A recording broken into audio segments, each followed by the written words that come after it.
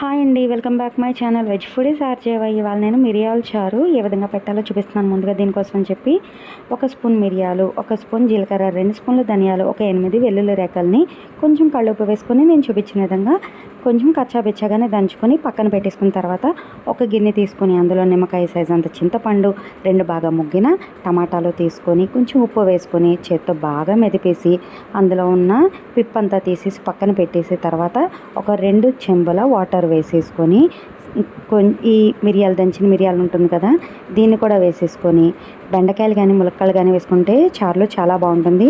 నేను ఈరోజు బెండకాయలు వేసాను. తర్వాత కరివేపాకు, కొత్తిమీర కూడా వేసేసుకొని మరిగే టైంలో ఒక చిన్న బెల్లం ముక్క కానీ లేదంటే షుగర్ కానీ ఏదన్నా వేసుకోవచ్చు. నేను ఇందులో పటికి బెల్లం వేసాను.